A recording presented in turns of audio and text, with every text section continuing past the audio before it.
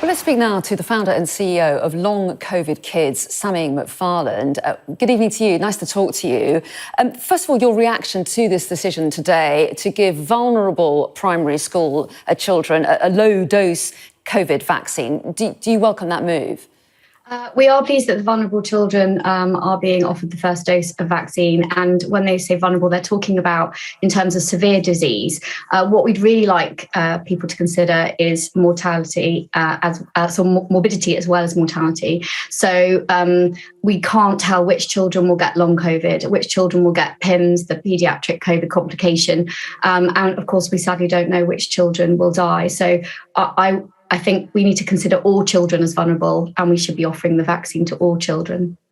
And give us an idea of what kind of symptoms you've been hearing about. I know that there was a big global study back in September which found that between 2 and 14% of older children, of secondary school children, had some symptoms 15 weeks later. What are you hearing about younger children, and to what extent symptoms persist amongst those who've had COVID?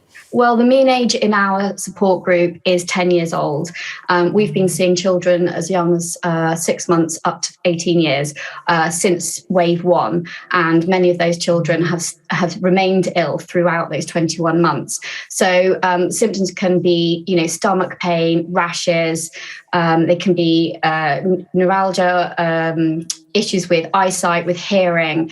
We have so many children that have lost the ability to walk and lost the function of their limbs. We've got children who are no longer able to communicate, children with feeding tubes. And I really think we have to be a lot more curious about the effects of COVID on children. And we just don't have the research yet to understand long COVID, and therefore those children should be protected. And am I right in saying this is something that you've had experience of in your own family? Yes, so my daughter and I both got COVID in March 2020, and we were both still living with long COVID. And my daughter spent 8 months unable to walk, to toilet, to shower herself, to get in and out of bed. And she had no pre-existing health conditions. And to this day, she's still experiencing those symptoms, and her attendance at school has now dropped to 47%. She was a very able student before, and obviously that has an ongoing impact on her social and emotional well-being, as well as her potential academic ability going forwards. I'm so sorry to hear that. We all wish her well. I'm sure everyone watching would feel the same. I hope she does make some progress. I mean, when talking about the fact that the jab at the moment will be given to more vulnerable kids, it has been pointed out that it's thought that 113 visits to paediatric intensive care would be prevented for every 1 million vulnerable young children immunised. However, only 2 admissions to intensive care would be prevented for every 1 million healthy children given the same vaccine. Does that make some sense for you around that decision to focus on the more vulnerable? No, because as I've already said, all children are vulnerable. We are not able to tell which children who get COVID will end up getting long COVID or getting the paediatric COVID complication PIMS, or unfortunately and very sadly dying. And children are not supposed to die. And it makes no difference whether you get a severe disease or a mild disease at the beginning, in the acute phase of the infection, in terms of whether you do or don't get long COVID.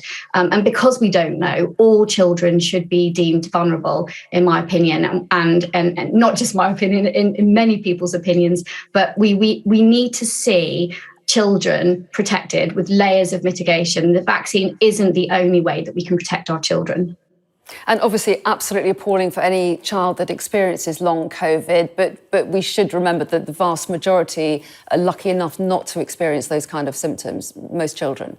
Well, 1 in 7 children who get COVID can get long COVID. And we're still learning. If you're looking at data around the world, some of those prevalence estimates are 30, 40%. We just don't have enough information. That's the bottom line. We need more research. OK, well, Sammie McFarland, thanks very much indeed for joining us this evening and giving us your take. Thank you. Thank you.